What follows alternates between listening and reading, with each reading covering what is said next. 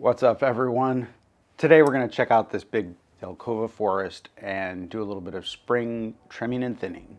One of the most common questions that I get from you guys on the videos, but it is common for people to comment and say, dude, did that tree even live after you did that?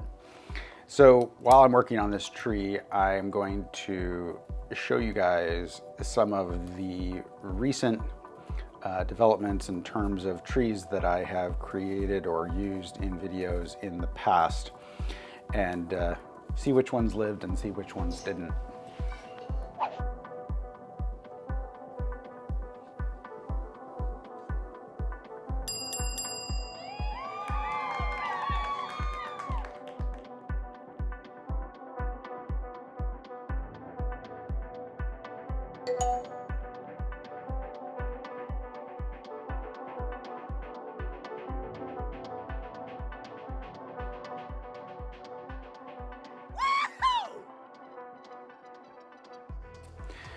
In all deciduous bonsai, there are a few different techniques that you can use to contain growth and manage light.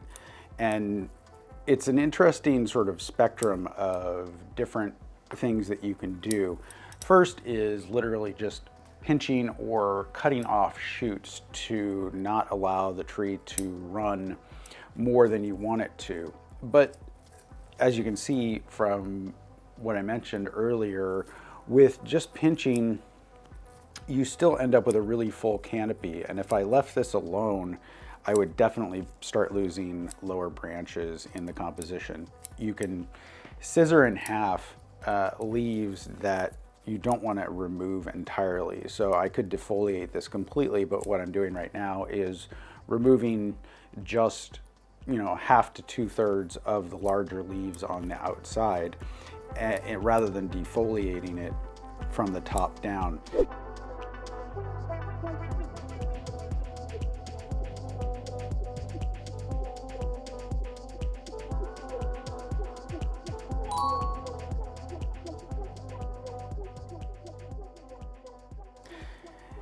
Well, a couple of hours later, I've gotten most of this side, at least mostly thinned out, and you can start to see that, you can sort of see through the forest a little bit, whereas on this side you can't. So I'm going to continue thinning these leaves, and I'll give this a quick spin.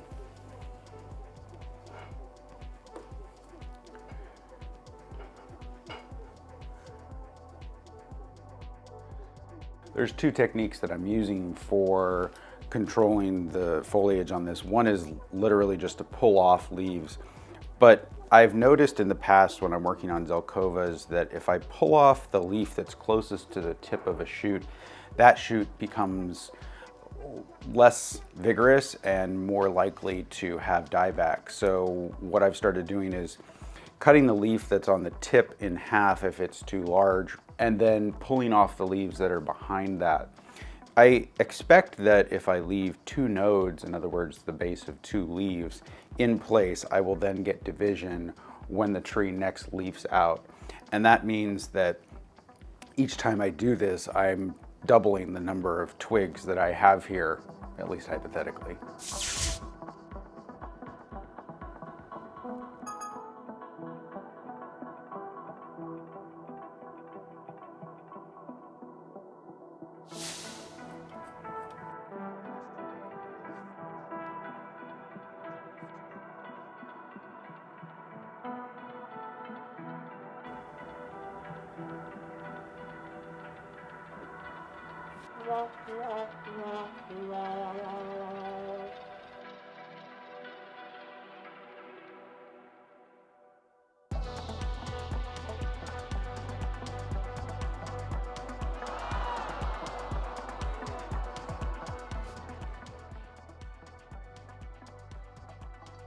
It's getting closer, but I still have, especially in this quadrant, quite a few leaves to remove, so I'm going to continue onward.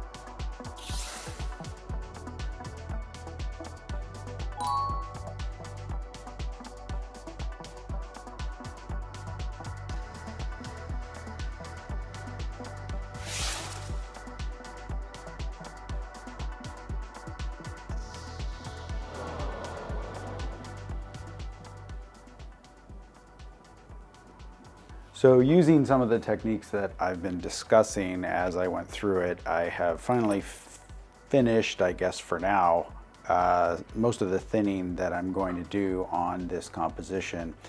And really, as I'm looking down in here, I can see the moss on the bottom of the, underneath all the trees.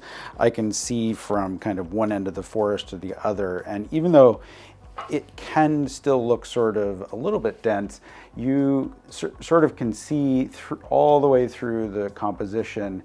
And you can also really appreciate the structure that is inside rather than just having a sort of mop of green foliage. And so I'm really pleased with the result here, and this will allow the continued development of this tree. Hope you guys enjoyed that. Thank you so much for watching, and we'll see you in the next video.